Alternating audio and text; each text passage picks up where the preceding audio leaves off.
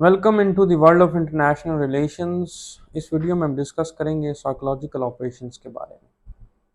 Psychological operations जो हैं ये स्ट्रेटेजिक ऑब्जेक्टिव्स को हासिल करने के लिए लॉन्च किए जाते हैं और यूजुअली आम तौर पर ये मिलिट्री लॉन्च करती है या कोई मिलिट्री के अंडर इंटेलिजेंस एजेंसी जो है वो इसको लॉन्च करती है। और साइकोलॉजिकल ऑपरेशंस में बेसिकली आपका जो हदफ होता है वो ये कि आपका हदफ ये होगा कि आपने बिहेवियर चेंज करना है अपनी टारगेट ऑडियंस का, एडवर्सरी का।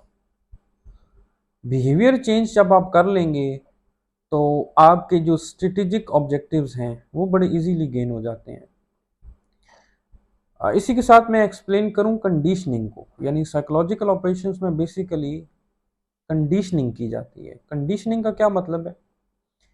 कंडीशनिंग का मतलब ये है कि जब आपने मुख्तलिफ जानवरों को सुधारना होता है तो आप उन पे डिफरेंट एक्सपेरिमेंट्स करते हैं। उसमें एक तरीका ये होता है कि अगर आपने किसी ऊँट को अपने कंट्रोल में लेके आना है और बहुत मुंह ज़ोर है तो किया ये जाता है कि उसके नाक में नकेल डाल के ऊपर छत से बांध दी जाती है और इतनी फ्लेक्सिबिलिटी तो होती है कि वो अपनी गर्दन को इधर उधर घुमा ले, लेकिन उस गर्दन को नीचे फुल ले जाना उसके लिए पॉसिबल नहीं होता, या बैठ जाए फुल आसानी से, इजीली बैठ जाए वो, या गाय भैंस के साथ भी ये मामला हो सकता है। फिर क्या है कि आप जिस जानवर को आपने सुधाना है, आपने उसकी नाक में नकेल डाली हुई है, अब आप उसे 2-3 दिन तक भूखा रखते हैं। भूखा रखने के बाद अब आप उसके सामने खाना ले आए हैं, अब चारा उसके सामने आपने रख दिया है। अब एक तरफ वो शदीद भूख की हालत में है, वो उस चारे की तरफ लपकेगा, लेकिन दूसरी तरफ उसकी नाक में नकेल डली हुई है जो ऊपर बंधी हुई है। अब गर्दन को ज्यादा नीचे लेके जाएगा तो खिंचाव पैदा होगा, और नाक का हिस्सा जो है वो बहुत सेंसिटिव है, वहां उसको दर्द होगा। अच्छा, वो फिर गर्दन ऊपर कर लेगा, लेकिन फिर उसे शदीद भूख लगेगी, फिर वो गर्दन नीचे करेगा। तो इस तरह आप एक सर्टेन टाइम तक उनकी कंडीशनिंग करते हैं। फिर ये होता है कि जब आप ऊंट को नकेल डालते हैं, आप उसे हल्का सा भी खींचे ना, अगरचे उसे दर्द न भी हो, लेकिन उसकी कॉन्शियस के अंदर वो चीज़ बैठ चुकी है, तो आपके हल्के से इशारे पे भी वो बड़ा कंट्रोल हो जाता है, बड़ा उसका बिहेवियर जो है वो कंट्रोल हो जाता है, और उसके अंदर बड़ी एक डिफेंसिव बिहेवियर उसका हो जाता है। तो यही कंडीशनिंग जो है ये साइकोलॉजिकल ऑपरेशंस के थ्रू की जाती है अपने स्ट्रेटेजिक गोल्स को अचीव करने के लिए।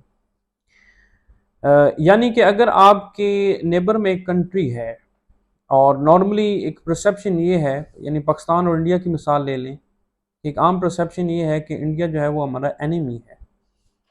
अब अगर इंडिया चाहता है कि कोई साइकोलॉजिकल ऑपरेशन लॉन्च करे तो वो आहिस्ता आहिस्ता पाकिस्तानी पॉपुलेशन की कंडीशनिंग करेगा, और कंडीशनिंग में ये चीज़ें जहनों में बिठाई जाएंगी, आहिस्ता सा बिहेवियर को चेंज किया जाएगा कि India is not a enemy, India हमारा दोस्त है। और सेम यही मामला पाकिस्तान के साथ हो सकता है।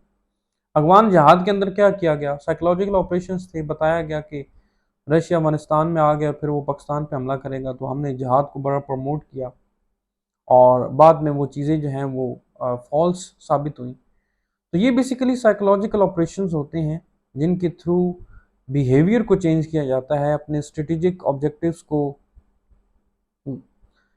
हासिल करने के लिए, और ये लॉन्ग टर्म प्लानिंग्स के थ्रू किया जाता है। इसके अंदर आपके जो गोल्स हैं वो लॉन्ग टर्म होते हैं।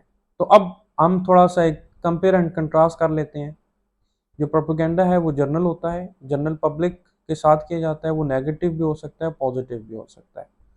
डिसेप्शन जो है इसका स्कोप बहुत लिमिटेड होता है, तो ये हमेशा नेगेटिव ही होता है। और शॉर्ट टर्म होता है, जैसे कि प्रोपेगेंडा के अंदर शॉर्ट टर्म गोल्स अचीव किए जाते हैं।